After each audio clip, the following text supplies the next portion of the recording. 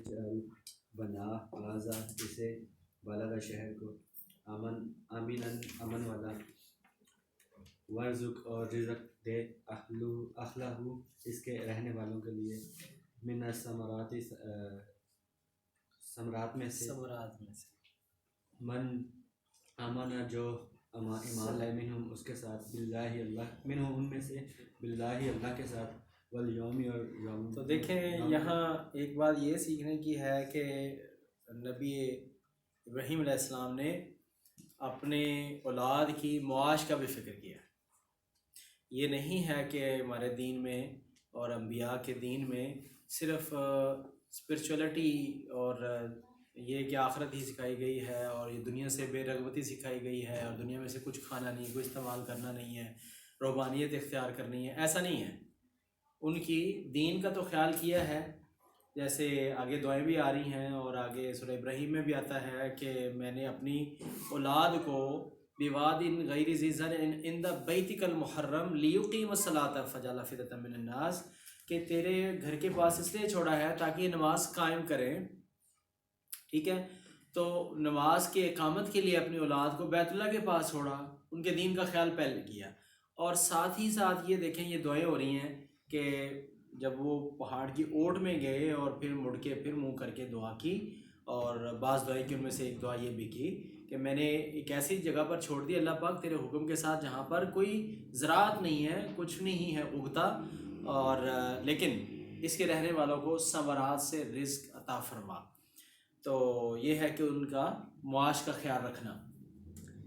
اچھا جی، اس کے ساتھ یہ ہے کہ ثمرات کی تفصیل ہے کہ ثمرات سے مراد صرف پھل نہیں ہے، اس سے مراد یہ جیسے ہم کہتے ہیں نا کہ اس محنت کا ثمر یہ ہے، تو ثمر سے مراد ہم پھل نہیں مراد لے رہے تھے، اس کا رزلٹ اور نتیجہ مراد لیتے ہیں، تو یعنی جی رزق سے ہی مراد ہے سر۔ جی سر میں معاوضہ کیا لوں؟ معاوضہ، تو یعنی کہ ثمرات سے مراد معنوی طور پر یہ ہے کہ ثمرات پھل، اور پھل ہی صرف نہیں بلکہ سارا رزق ہے۔ اور اسی کی بنیاد پر دیکھیں یہ ابراہیم علیہ السلام کی دعا ہی کا اثر ہے کہ آج وہ زمین جس کا بیشتر حصہ بواد غیر ذی زرع ابھی بھی ہے، آپ مکہ سے مدینہ تک جاتے ہیں، میں تو وہاں تک ہی وہاں کا جو جگہ پھرا ہوں، یا پھر وہ ادھر سے جدہ سے آگے مکہ کی طرف گئے ہیں، تو ہمیں تو کسی جگہ پر کوئی فصل نظر نہیں آئی۔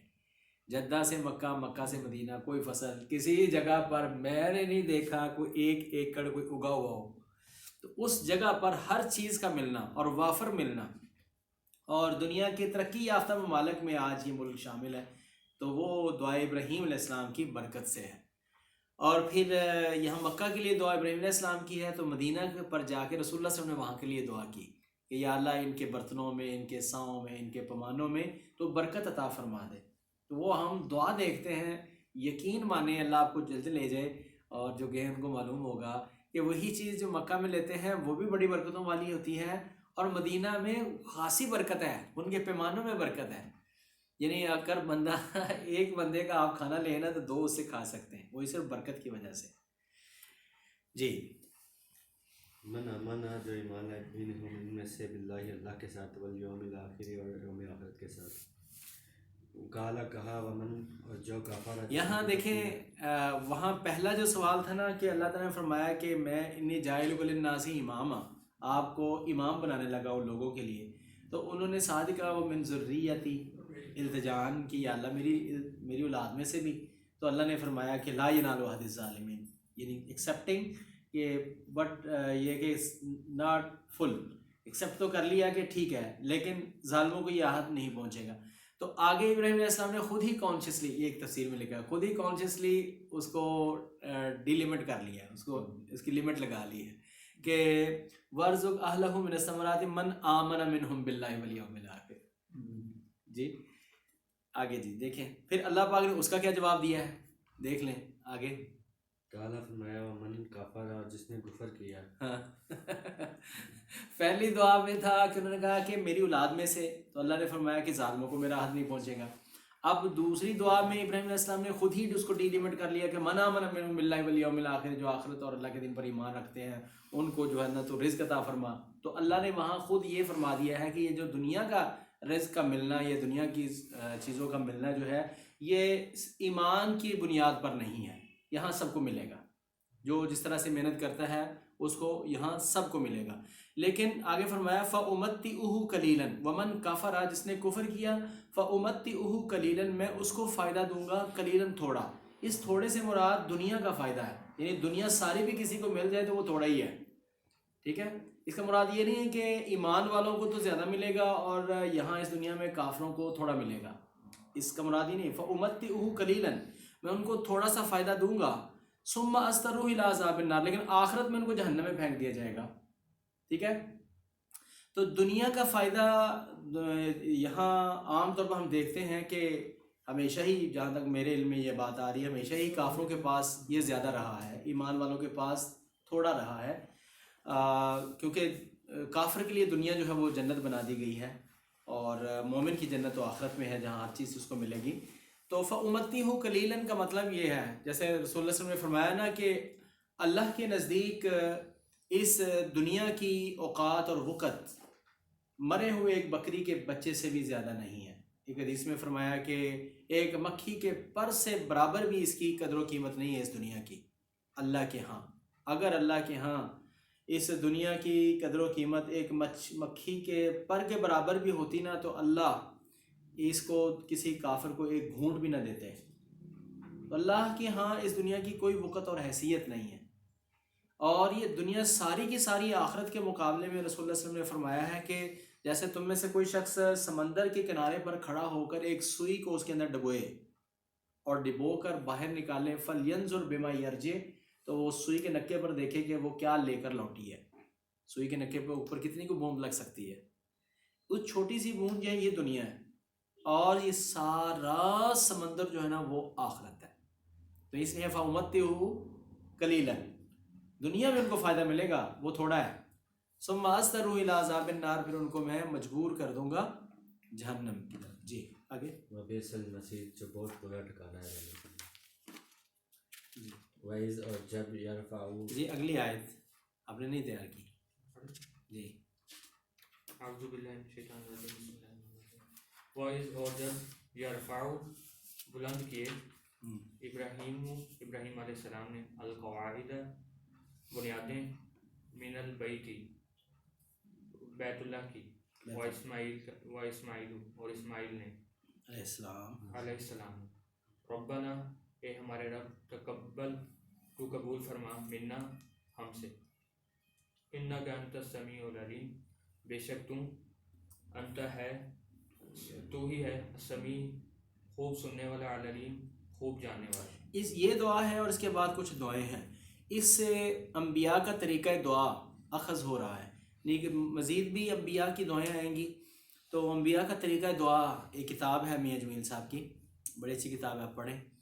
تو اس میں بھی انہوں نے اس کا ذکر کیا انبیاء کی دعاؤں کا طریقہ, اس میں ایک خاص جو نقاط ہیں اس کا انہوں نے وضاحت کی ہے. تو یہاں پر دیکھیں ابراہیم علیہ السلام نے اللہ کا گھر تعمیر کیا ہے اور ایک نیکی کا کام اور اچھا کام کر کے اللہ سے دعا کرنا یہ انبیاء کا طریقہ کار ہے اور یہ توسل ہے اور یہ وسیلہ بھی ہے. جسے اللہ تعالیٰ نے فرمایا نا آگے چھٹے پارے میں یا ایھا الذین آمنوا اتقوا اللہ وابتغوا الیہ الوسیلہ, اے ایمان والو اللہ سے ڈرو اور اس کی طرف وسیلہ تلاش کرو. اس وسیلہ میں وسیلہ کا معنی ہے قرب, اللہ کے قریب ہونا. تو اللہ کے قریب ہونے کے لیے رسول اللہ صلی اللہ علیہ وسلم نے ایک تو طریقہ کار یہ بتایا ہے کہ اپنے نیک اعمال جو خالص لوجہ اللہ, اللہ کے لیے اللہ کی رضا کے لیے جو عمل کیا ہے, اخلاص کی بنیاد کا جو عمل ہے اس کو اللہ کے ہاں پیش کر کے اپنی حاجت کو پیش کرنا, یہ انداز صالحین اور انبیاء کا ہے. جیسے وہ جو غار میں جو ہے وہ پھنس گئے تھے, غار میں 3 لوگ پھنس گئے تھے, تو ان میں سے ایک سیانے نے کہا کہ ایک وہ عمل زندگی کا ایسا عمل لاؤ جو بڑے اخلاص کے ساتھ تم نے کیا ہے, اللہ کے ہاں پیش کرو اور اپنی ساتھ حاجت پیش کرو کہ یا اللہ اگر وہ تمہیں پسند ہے تو ہمیں اس مصیبت سے نجات عطا فرما. تو انہوں نے پیش کیا اور پتھر ہٹتا ہٹتا وہ ہٹ گیا, وہ نکل آئے. معلوم ہے نا سارا واقعہ. تو یہ ہے انبیاء کا طریقہ دعا, یہ ہے وسیلہ, اپنا نیک عمل پیش کیا. اب یہاں پر ابراہیم علیہ السلام نے نیک عمل کیا ہے, اس کے بعد دعا ہے. تو یہی ہے طریقہ کار. آپ نماز پڑھیں تو آپ دعا کریں, اور آپ اس طریقے سے اللہ کا گھر تعمیر کریں تو آپ دعا کریں, اور آپ نے قرآن شریف پڑھا ہے تو اس کے بعد بھی آپ دعا کر سکتے ہیں. یعنی نیکی کا کوئی عمل کر کے اس عمل کو اللہ کے ہاں پیش عاجزی کے ساتھ کرنا کہ اللہ اس میں بہت کمی ہے لیکن میں نے تیری رضا کے لیے کیا ہے، اگر اس میں کوئی کمی بھی ہے تو اللہ اس کو تو پوری فرما دے، صرف نظر فرما دے، لیکن میں نے کوشش کی تیرے چہرے کی خوشنودی کے لیے، تو اللہ یہ اگر تمہیں پسند ہے تو میری ایک ضرورت یہ بھی ہے، اس کو بھی پورا کر دے۔ تو یہ طریقہ کار ہے جی۔ ربنا، اے ہمارے رب، وجعلنا، اور بنا دے ہمیں، مسلمین، فرما برداروں میں سے لگا۔ اسی سے ایک نقطہ یہ بھی ہے کہ جب وہ بنیادوں کو بلند فرما رہے تھے، اس سے ایک نقطہ یہ بھی اخذ کیا گیا ہے کہ بنیادیں پہلے تھیں۔ ابراہیم علیہ السلام کے دور میں 4 سپارے کے شروع میں آتا ہے ان اول بیت وضع للناس للذی ببکۃ مبارکۃ ھدی للناس، سب سے پہلا گھر جو اس زمین کے اوپر قائم کیا گیا وہ بیت اللہ ہے۔ تو کیا خیال ہے اس سے پہلے جو انبیاء آئے ہیں انہوں نے کوئی مسجد نہیں بنائی؟ مسجد انہوں نے بنائی ہے۔ تو اللہ فرماتے ہیں ان اول بیت وضع للناس، سب سے پہلا گھر جو اس زمین کے اوپر بنایا گیا ہے وہ اللہ کا گھر مسجد بنایا گیا ہے، ٹھیک ہے۔ تو ایک اس لحاظ سے کہ یہ بیت اللہ اس سے پہلے بھی تھا، اور دوسرا اس لحاظ سے کہ وَإِذْ يَرْفَعُ إِبْرَاهِيمُ الْقَوَاعِدَ، جب وہ بنیادوں کو اٹھا رہے تھے، بنیادیں پہلے تھیں۔ اور حدیث میں بھی اس کی وضاحت موجود ہے کہ ابراہیم علیہ السلام جب تشریف لائے اور اسماعیل علیہ السلام جو ہیں وہ تیر سیدھا کر رہے تھے، 7 سال کی تقریباً ان کی عمر ہو گئی تھی، اور اپنا وہ تیر سیدھا کر رہے تھے، تو انہوں نے کہا کہ میرے بیٹا، اللہ نے مجھے حکم دیا ہے کہ ہم اللہ کا گھر، یہ جو اونچی جگہ ہے نا، اس پر اللہ کا گھر جو ہے وہ تعمیر کر دیں۔ وہ ٹیلا سا تھا، یعنی وہ دیواریں منہدم ہو چکی تھیں، وہ وہاں عمارت نہیں تھی، تو انہوں نے وہاں پر جو ہے وہ اللہ کا گھر تعمیر کرنا شروع کر دیا۔ ایک مجھے بات یاد آئی ہے کہ صوفی محمد عبداللہ ایک بہت بڑے اللہ کے نیک بندے، مستجاب الدعوات گزرے ہیں، انہوں نے لمبی ہسٹری ہے ان کی، مستجاب الدعوت، بہت اللہ کے ولی تھے۔ تو وہ جب حج بیت اللہ کے لیے جا رہے تھے نا، تو انہوں نے اپنے مدرسے کے اساتذہ طلباء کو اکٹھا کیا، انہوں نے کہا کہ میرے بھائیو، میں جا رہا ہوں، اب میرے جانے کے بعد بھی اخلاص کے ساتھ کام کرتے رہنا۔ اور ساتھ انہوں نے ایک جملہ بولا، مجھے بڑا پسند آیا، کہ اخلاص کے ساتھ بندہ پتھر جوڑنا شروع کر دینا تو اللہ اس کو کعبہ بنا دیتا ہے، اللہ اس کو کعبہ بنا دیتا ہے۔ تو اس لحاظ سے اخلاص کے ساتھ آپ جو بھی کام کرنا شروع کرتے ہیں جو اللہ کی رضا کے لیے، خالص اللہ کی رضا کے لیے، جتنا اخلاص ہوگا اتنا ہی اللہ سبحانہ و تعالیٰ اس میں کتنی برکت ڈال دے گا کہ اللہ اخلاص کے ساتھ بنائی ہوئی جوڑے ہوئے پتھروں کو کعبہ بنا دیتا ہے۔ مطلب یہ ہے کہ اللہ تعالیٰ اس کو اتنے بھاگ لگاتا ہے، لوگ جو ہے اس سے بہت فائدہ اٹھاتے ہیں جس میں اخلاص شامل ہو۔ جی۔ وَمِن، اور سے، ذریاتنا، ہماری اولاد میں سے، امتن، ایک امت۔ یہ دیکھیں یہاں ابراہیم علیہ السلام نے دعا کیا کہ ربنا وجعلنا مسلمین لک، اے اللہ ہمیں بنا مسلمین، آخر پر عین ہی لگا ہوا ہے، عین تثنیہ کا ہے، تو ہم دونوں کو مسلم بنا، فرما بردار۔ تو یہ دعا تو ہمیں تو اس بلولا کرنی چاہیے کہ ہم فرما بردار ہی رہیں۔ ولا تموتن الا وانتم مسلمون، تمہیں ہرگز موت نہ آئے مگر تم مسلمان ہو۔ جی۔ امتن، ایک امت، مسلمتن، فرما بردار، لکا تیری، وَأَرِنَا، اور یہی امت ہے، امت محمد ہے۔ جی۔ وَأَرِنَا، اور دکھلا ہمیں، مناسکنا، مناسک لفظ جو ہے وہ حج کے طریقے کے اوپر ہی بولا جاتا ہے زیادہ، اور عبادت کے طریقے عام ہے۔ یہ لفظ خاص بھی ہے کہ حج کے مناسک، اور عام ہے کہ عبادت کے طریقے ہمیں سکھا۔ وَتُوبْ عَلَيْنَا، اور متوجہ ہو، علینا، ہماری طرف، انکا، ان بے شک تم، انتا، تو ہی، التواب، توبہ قبول کرنے والا، تواب، بہت زیادہ اور بہت زیادہ رحم کرنے والا ہے، بہت زیادہ توبہ قبول کرنے والا، بہت زیادہ رحمت کرنے والا ہے۔ جی اگلی آیت، اگلے عبد المعیز بھائی یا ابو بکر بھائی، دونوں میں سے جو چاہیں۔ ربنا، بس ٹائم ہو گیا جی، اس آیت کو مکمل اے کریں۔ ہمارے رب، وبعث، مبعوث اور مبعوث فرما، فیہم، ان میں رسول، ایک رسول، منہم، ان میں سے، یتلو، وہ تلاوت کرے، علیہم، ان پر، آیاتکا، تیری آیات، وَيُعَلِّمُهُمْ، اور وہ انہیں تعلیم دے، الکتابی، کتاب کی، والحکمت، اور انہیں حکمت کی تعلیم دے۔ वयुज़क्कीहिम और ان کو پاک کرے, उनको पाक करे, इन्नका बेशक तू ही है अल अजीज बहुत غالب गालिब अल हकीम حکمت نہایت والا. حکمت تو نبی پاک صلی اللہ علیہ وسلم اس سے مراد ہیں آخری رسول حضرت محمد صلی اللہ علیہ وسلم کے لیے خصوصی دعا ہے. وبعث فیہم رسول, ایک رسول کی بات ہوئی, ویسے تو بہت سے رسول انہیں کی اولاد میں سے سارے رسول آئے نا ان کے بعد, ابراہیم علیہ السلام کے بعد جتنے بھی رسول آئے وہ انہیں کی اولاد میں سے ہیں, اور ایک رسول خصوصاً وہ محمد کریم صلی اللہ علیہ وسلم کی بات ہے کہ وہ بھی میری اولاد میں سے کا.